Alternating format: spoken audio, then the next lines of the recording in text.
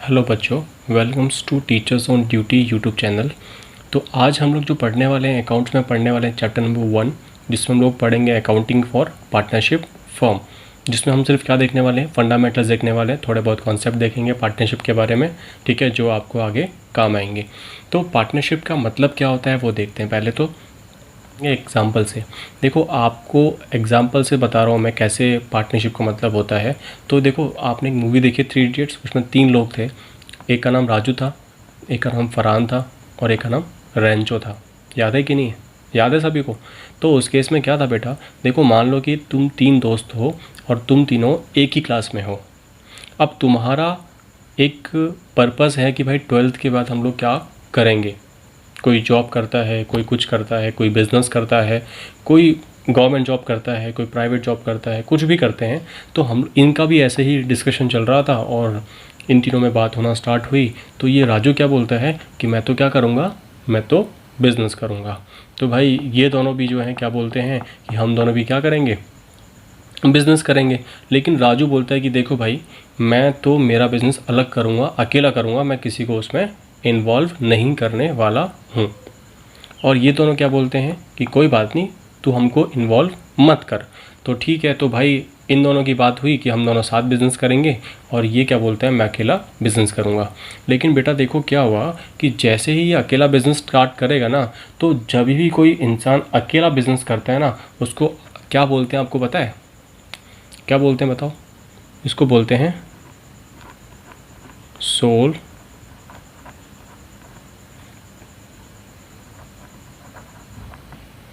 Proprietor. और जो लोग 2 लोग मिलके बिजनेस करते हैं इनको हम क्या बोलते हैं, पार्टनर्स।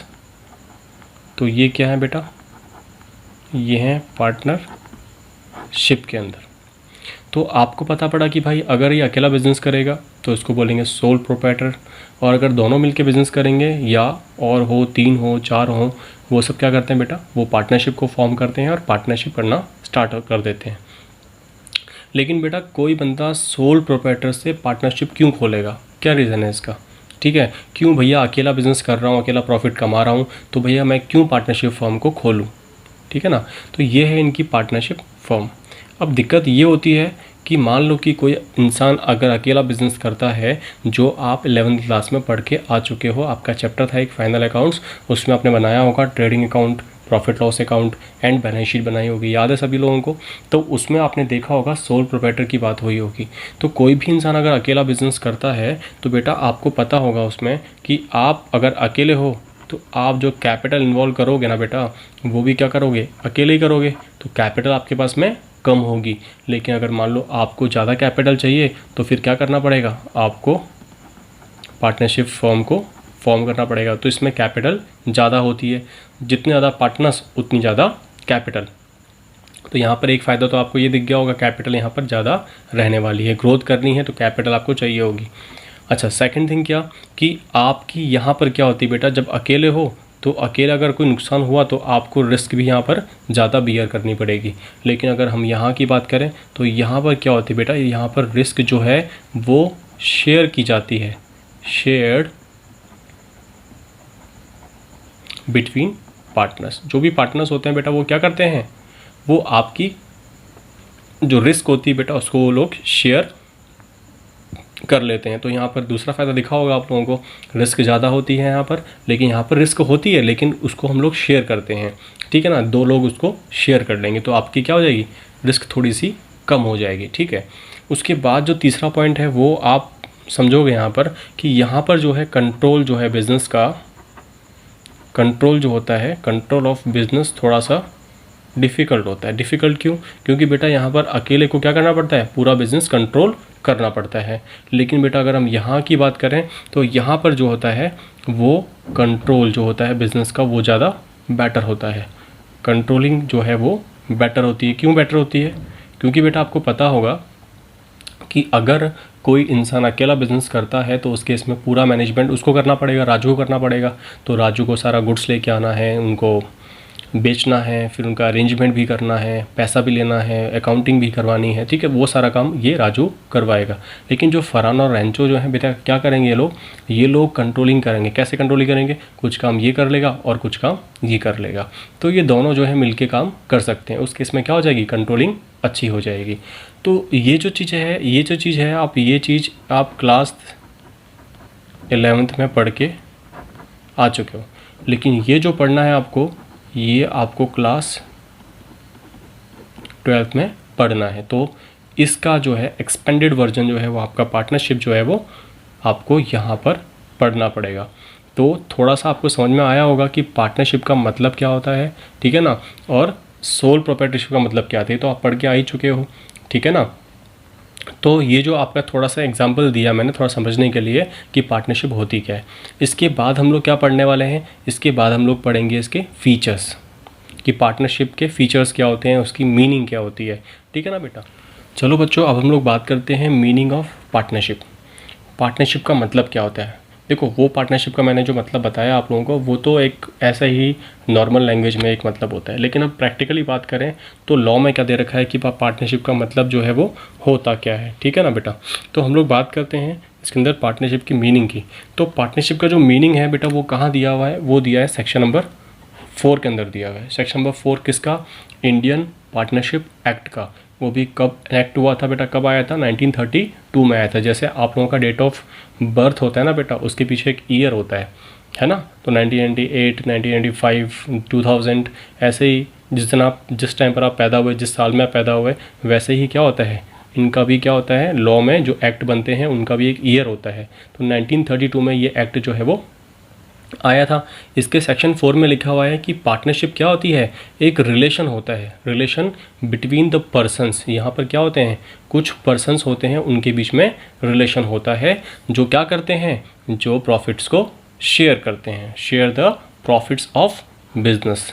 आपके बिजनेस का प्रॉफिट जो है वो शेयर करते हैं, और कैरीड ऑन बाय ऑल और any of them acting for all. या तो वो सारे मिलके बिजनेस करेंगे या फिर कोई एक बंदा उन सबके बिहाफ पर बिजनेस करेगा, तो उसको हम क्या बोलते हैं, पार्टनरशिप बोलते हैं। ये कहाँ लिखा हुआ है, ये सेक्शन 4 में लिखा हुआ है, ठीक है बेटा। समझ तो नहीं आ रहा होगा किसी को अभी तक, है ना। तो समझ में आ जाए तो मेरे को बता देना एक बार कमेंट करके नीचे, ठीक है। तो अब देखो एक चीज़ देखें यहाँ पर, तो A, B और C 3 पार्टनर्स हैं, और ये है इनकी पार्टनरशिप फर्म। तो पार्टनरशिप फर्म के लिए पार्टनर्स जो हैं वो लोग वर्क करते हैं, ठीक है ना। तो पार्टनरशिप फर्म के अंदर जो है उसके पार्टनर्स रहते हैं, वो उसके बिहाफ पर काम भी करते हैं, ठीक है बेटा। अभी अगर हम बात करें इसके फीचर्स की, मतलब ये जो है कौन कौन से फीचर्स पार्टनरशिप के अंदर होते हैं, आप चाहो तो इनको ये भी बोल सकते हो कि कैरेक्टरिस्टिक्स क्या होते हैं, तो वो भी सेम है, यही होते हैं, कैरेक्टरिस्टिक्स और फीचर्स दोनों सिमिलर हैं, ठीक है ना बेटा। चलो बात करते हैं पहले वाले फीचर की। उसमें क्या बोला हुआ है, 2 और मोर पर्सन्स। कोई भी पार्टनरशिप अगर फर्म होती है तो उसमें 2 या 2 से ज़्यादा पर्सन्स उसमें होते हैं, ठीक है। तो मिनिमम कितने बता दिए बेटा को, 2 पार्टनर्स जो हैं वो होते हैं। मैक्सिमम का देखो थोड़ा सा कन्फ्यूज़न है, तो वो कन्फ्यूज़न आप लोगों की क्लियर हो जाएगी। देखो मैक्सिमम की हमने बात की है तो बेटा 2 चीज़ दे रखी हैं, सेक्शन 464 दे रखा है और एक रूल नंबर 10 दिया हुआ है। पार्टनरशिप के एक्ट के अंदर कहीं पर भी मैक्सिमम मेंबर्स या जो पार्टनर्स हैं वो मेंशन नहीं किए हुए हैं, लेकिन ये 2 जगह सेक्शन 464 और रूल नंबर 10 यहाँ पर क्या बता रखा है, ये कंपनीज एक्ट 2013 में बता रखा है, जो मैक्सिमम मेंबर्स होंगे वो कितने होंगे, 100 मेंबर्स जो हैं वो मैक्सिमम पार्टनर्स जो हैं वो हो सकते हैं। लेकिन रूल नंबर 10 किसका, कंपनीज मिसलेनियस रूल का क्या बोलता है कि मैक्सिमम कितने होंगे, 50 मेंबर्स होंगे। कितने होंगे, 50 पार्टनर्स होंगे। तो इनका मतलब क्या हुआ सर, मैक्सिमम 100 होंगे या फिर 50 होंगे, कन्फ्यूज़न है इसके अंदर। देखो बेटा इसमें एक क्लैरिटी कर दूं मैं आप लोगों को कि रूल नंबर 10 बोल रहा है 50 पार्टनर्स जो हैं वो होते हैं, मतलब अभी फ़िलहाल के लिए 50 जो है वो मैक्सिमम पार्टनर्स पार्टनरशिप फर्म में हैं, लेकिन उसको आप एक्सटेंड करके 100 पार्टनर्स को इन्वॉल्व कर सकते हो, लेकिन 100 से ऊपर नहीं जाएंगे। तो ये जो है आपकी एक्चुअली पूरा मैक्सिमम लिमिट कितने का है, 100 का है, लेकिन फ़िलहाल कितना है, 50 है, ठीक है बेटा।